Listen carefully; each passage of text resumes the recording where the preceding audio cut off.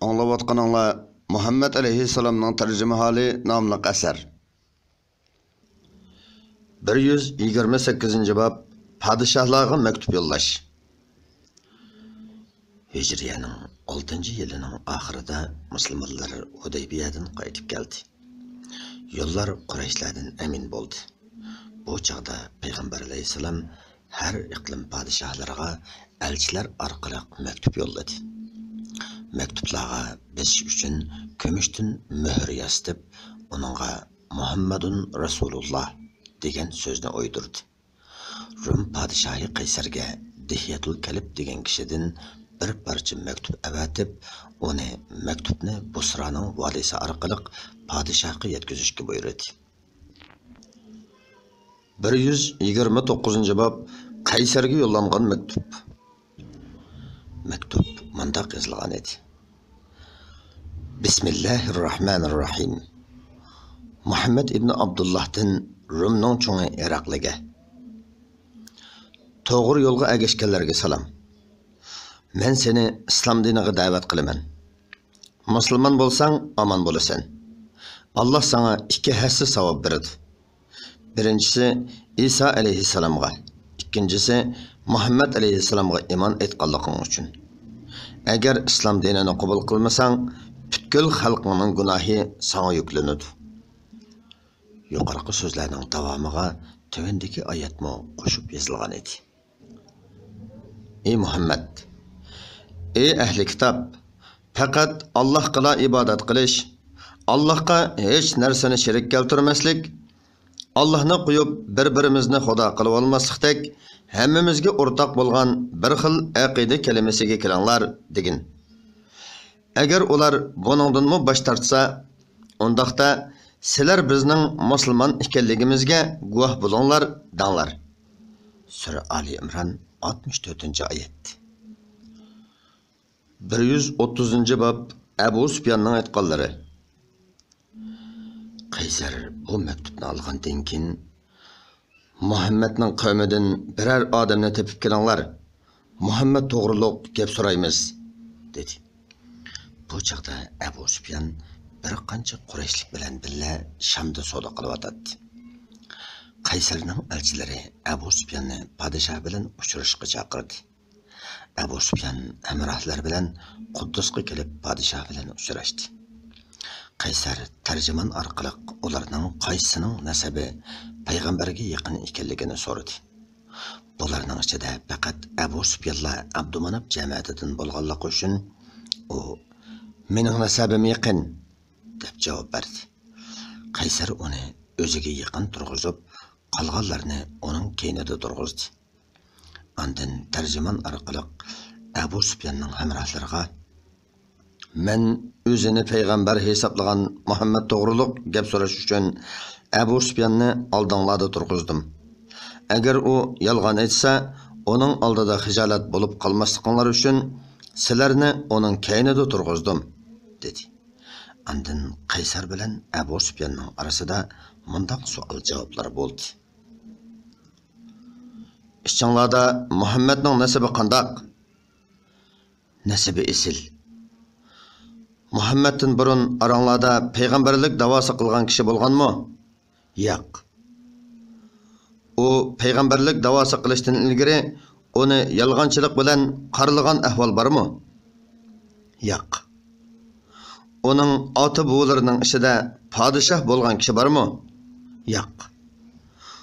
Onunla ergeşkenler yukarı tabiqidin mi, tüven tabiqidin mi?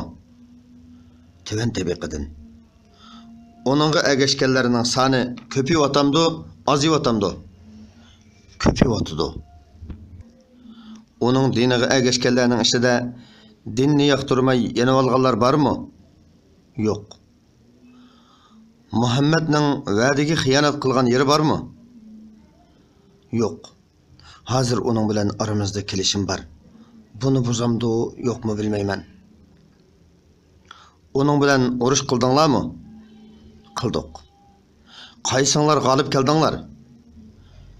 Ba'zida o galip keldi. Ba'zida biz galip keldik. O sizlarni nimalarni qilishga buyurdi? yolg'iz bir Allohga ibodat qilishga, Allohga hech nimani shirik keltirmaslikka, ota-buvlarimizning dinini tashlashga, namoz o'qishga, sadaqa berishga, iffatlik bo'lishga, va'daga vafo qilishga, omonatga xiyonat qilmaslikka buyuruydi. Qaysar Abu Sufyonga mundoq dedi: Muhammadni esil nasablik deding. Payg'ambar shundoq esil nasablik bo'ladi. Onundan ilgari ishchanglarda hech kim payg'ambarlik da'vosi qilmaganligini aytding. Agar payg'ambarlik da'vosi qilgan biror kishi bo'lgan bo'lsa, Muhammadni onu doğrab payg'ambarlik da'vosi qilgan deydim. U burun yolg'onchilik bilan qaralanmagan deding. O kishilarga yolg'onchilik qilmagan ekan, Allohga yolg'onchilik qilmaydi.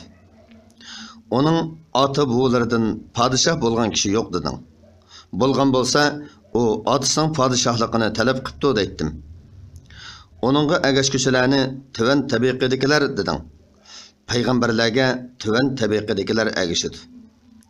Agashkuchilarni ko'payotdi deding. Ahli iman shundoq ko'payib boradi. Agashkuchilari ichida imonidan yenib olganlar yo'q deding. İman kishilarning qalbiga singib ketganda shundoq bo'ladi. Onun bilan urushganliklarini gahi uning, gahi sizlarning g'alaba qilganliklarini aytding. Payg'ambarlar shundoq siniladi. Oxir ular o'tib chiqadi. Uning namozga, sadaqa berishga, iffatlik bo'lishga, va'daga vafo qilishga, omonatga xiyonat qilmaslikka buyurganligini va xiyonat qilmaganligini aytding. Payg'ambarlar shundoq bo'ladi. Muhammadning haqiqiy payg'ambarligini bildim. O maydonga kelibdi. Onu sizlarning ichinglardan chiqadi deb o'ylamagan edim. Sening aytganlaring rost bo'ladigan bo'lsa, Muhammad Rum zaminini ishg'ol qiladi.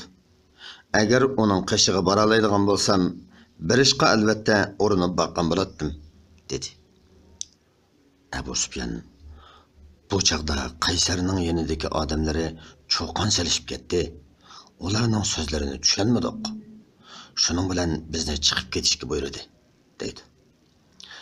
Abu Sufyan amrohlari bilan chiqib ketib o'tib, Muhammadning ishi Rum podshohini qo'rqitqudak darajaga yetibdi, dedi. Qaysar Himsi shahriga qaytib kelib, Rumning cho'ng arboblarini yig'ib, orduning darvozasini taqitib qo'yib,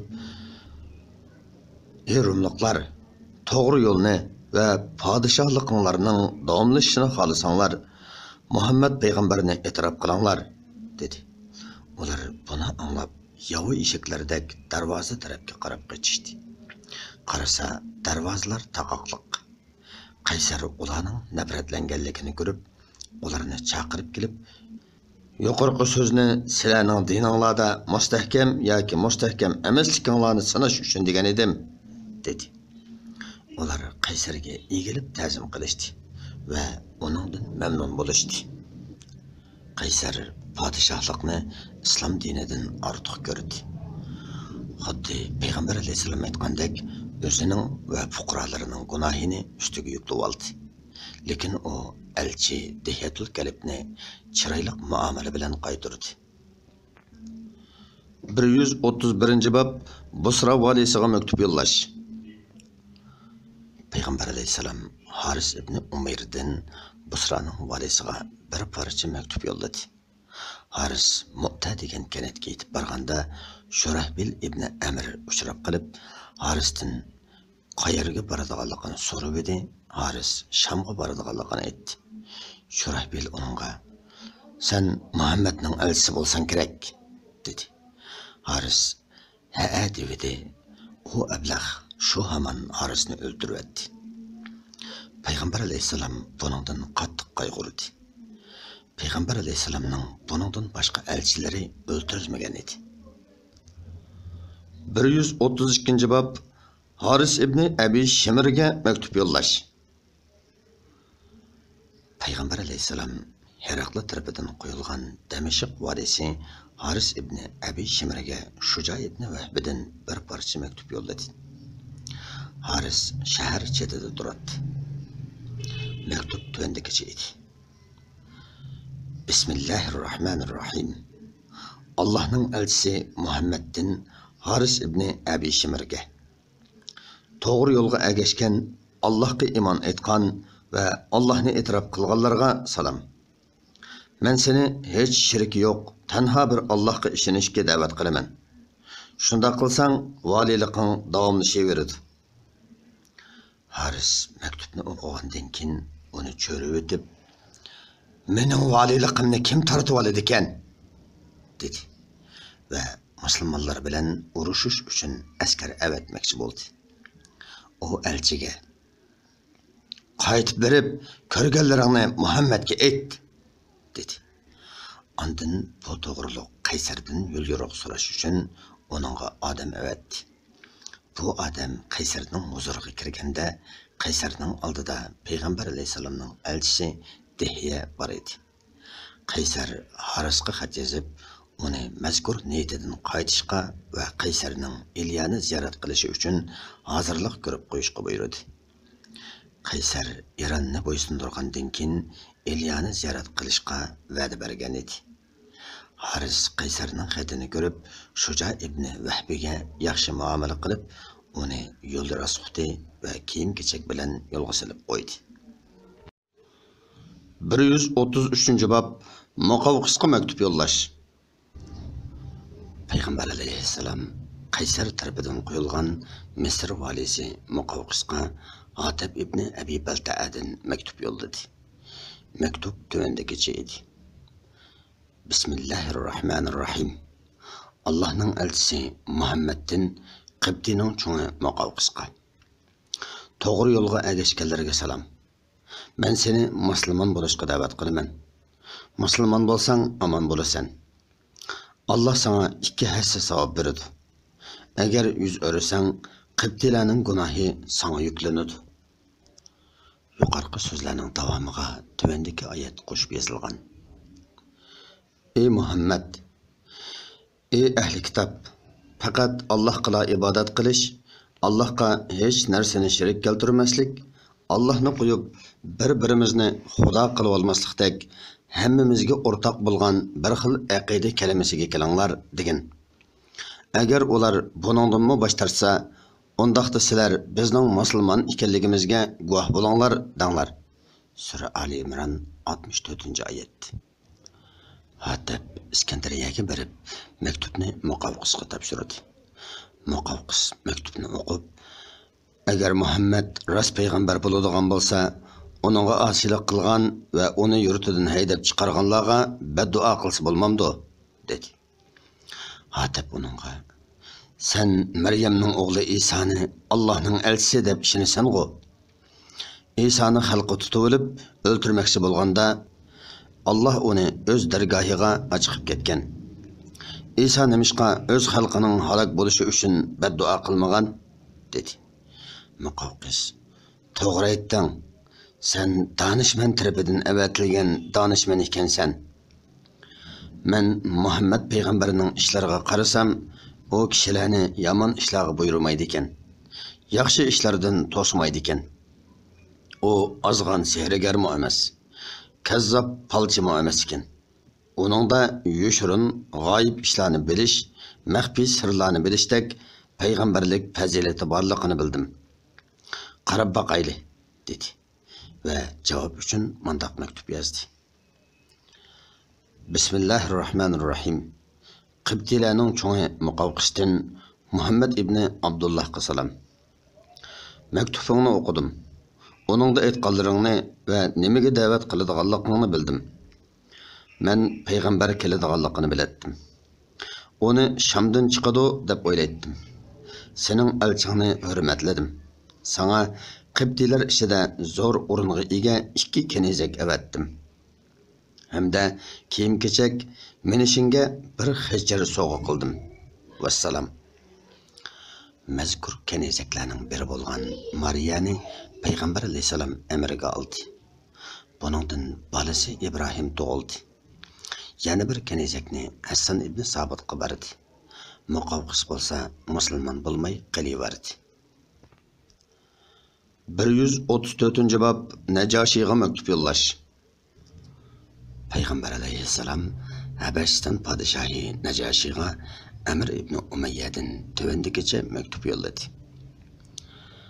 Bismillahirrahmanirrahim. Allah'ın elçisi Muhammed'in Habeşistan'ın çoğu Necaşi'ye salam. Allah'ını şundaq maqtayman ki, onundan başqa hiç ilah yo'q. Allah bütkül kainatning padişahı.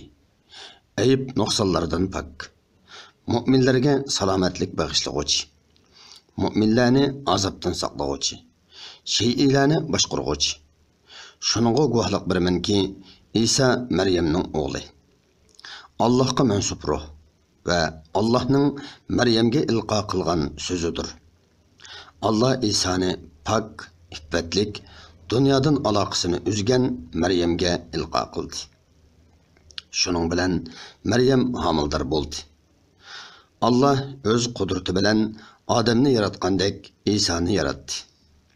Men seni shiriki yo'q bir Allohga ishonishga, uningga itoat qilishga, menga ergishishga, menga kelgan vahiylarga iymon etishga da'vat qilaman. Men Allohning elchisi. Men seni ve xalqingni Allah'a itaat qilishga da'vat qilaman. Men sizlarga Allah'ның emrini yetkizdim ve nasihat qildim. Nasihatimni qabul qilinglar. To'g'ri yo'lga ergashganlarga salom.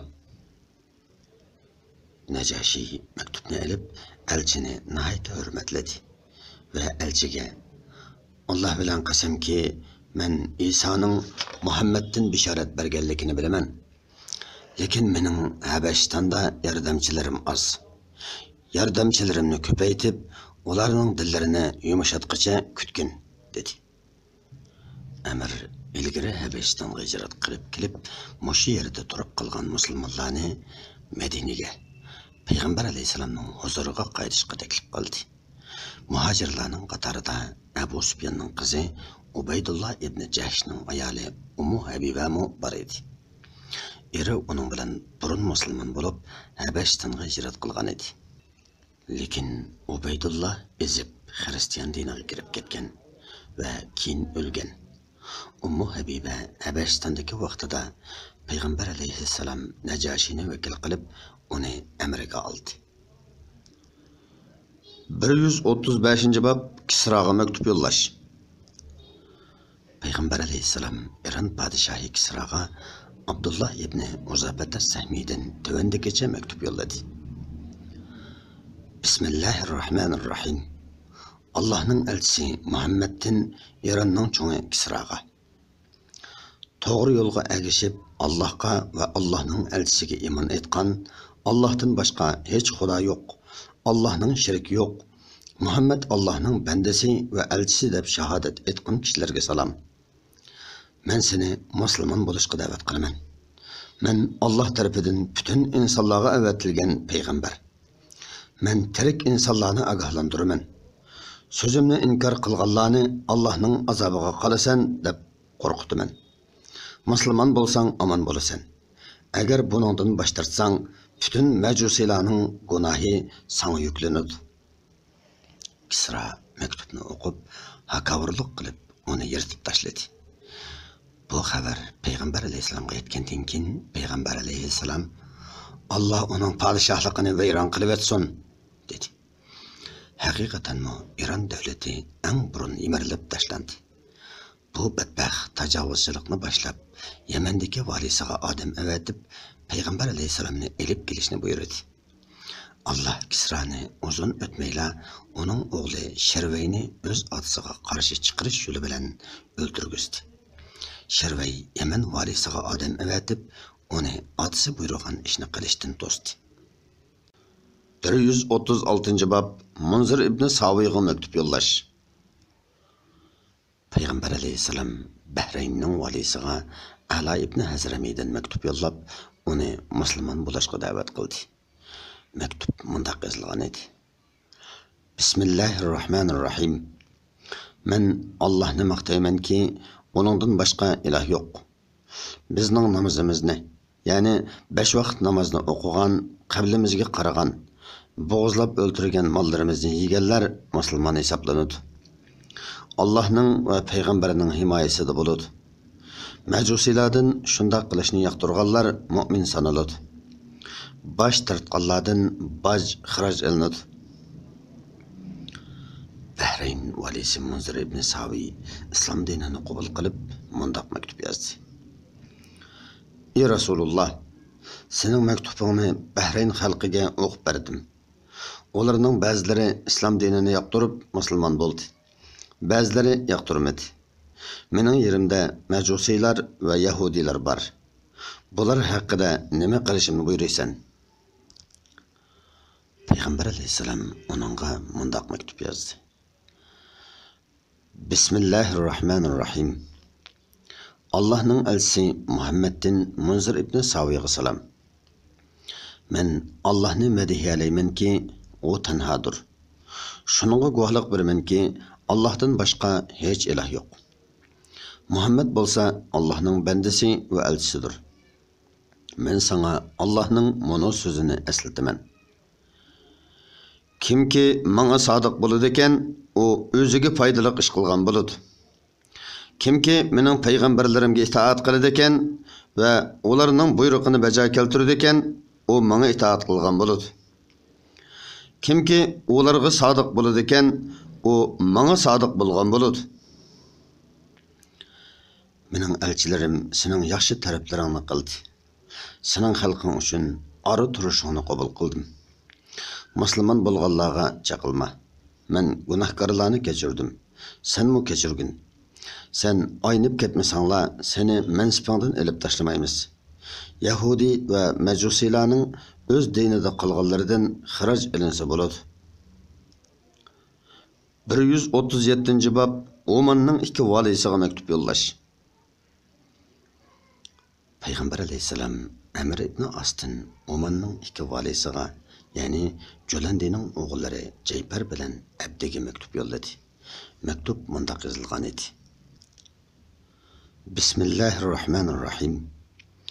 Allah'ның elçisi Muhammed'in Jolandining o'g'illari Jaypar bilan Abdiga. To'g'ri yo'ldan manganlarga salam. Men sizlarni islom diniga da'vat qilaman. Musulmon bo'lsanglar aman bo'lasizlar. Men tirik insonlarni ogohlantirish va kofirlarga Allohning azobining haq ekanligini isbotlash uchun Allohning butun insonlarga avatgan elchisiman. Musulmon bo'lsanglar, sizlarni mansipanglarda qoldirman.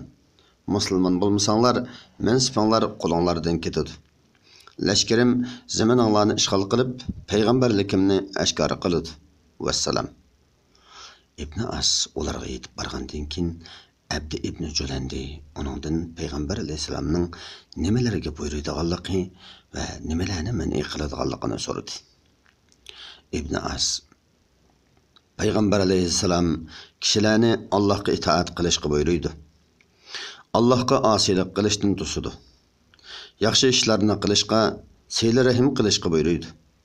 Zulm qilishni, boshqalarning haqqiga tajovuz qilishni, zina qilishni, haroq ichishni, tashlarga, botlarga, salibga cho'qinishni man'iy qildi, dedi. Abdi ibn Julandi uning da'vat qilgan narsalari nima degan yaxshi? Mening qarindishim onu sala Muhammadning oldiga berib, uni e'tirof qilib musulmon bo'latdiq. Lekin qarindishimning Muhammadga tava bo'lib, huquqidan ayrilib qilishga ko'zi qiymaydi, dedi. Amr ibn As uningga, qarindishing musulmon bo'ladigan bo'lsa, mansibida qoldiriladi. Payg'ambar alayhisalom baylardan zakat olib, uni kambag'allarga taqsim qilib berishga buyurdi, dedi. Abdi ibn Julandi, bu yaxshi axloq-ku. Zakat degan nima? deb so'radi. Amr ibn As Allohning zakat to'g'risidagi ko'rsatgan belgilamasini bayon qilib, chorvalar ustida to'xtalganda Abdi ibn Julandi, o'tloqlarda baqilayotgan chorvalarimizdanmi zakat ilinadi deb so'radi. Amr ibn As, ha, ilinadi deb javob berdi. Abdi ibn Julandi, Allah bilan qasamki, qavmim yurtlari yiroq, chorvalari ko'p bo'lganlikdan buning rozi bo'lmaydi, dedi. Ondan Abdi ibn Julandi Amr ibn Asni qarindishi Jayparga avatdi. Jayfar Amr ibn As bilan so'zlashgandan keyin ko'ngli yumshab, qarindishi bilan ikkisi musulmon bo'ldi. Amr ibn Asni zakat yig'ishga qo'ydi. 138 bab Havza ibn Ali'ga maktub yo'llash. Payg'ambar alayhisalom Salid ibn Amrdan Yamamaning valisi Havza ibn Aliga tuvandagicha maktub yo'lladi. Bismillahirrohmanirrohim. Allohning elchisi Muhammaddan Havza ibn Aliga to'g'ri yo'lga ergashganlarga salom. Bilginki, mening dinim hamma yerda bosh ko'taradi. Musulmon bo'lsang omon bo'lasan. Seni valiliqingda qoldiraman. Havza maktubni olib mundaq javob yozdi. Sening da'vat qilgan ishlaring nima degan yaxshi va go'zal. Men bo'lsam qavmimning shoiri va notiqi. Butun arab xalqi mendan tap tortadi. Meni ishingga shirik qilsang, sana agishiman. Payg'ambar alayhisalom uning maktubini ko'rgandan keyin, agar mendan bir parcha yer so'rasam bermas edim. Uning o'zimi hokimiyati muhlak bo'ladi, dedi. Payg'ambar alayhisalom Makkani fath qilib qaytganda Havza ibn Ali o'ldi. Payg'ambar alayhisalom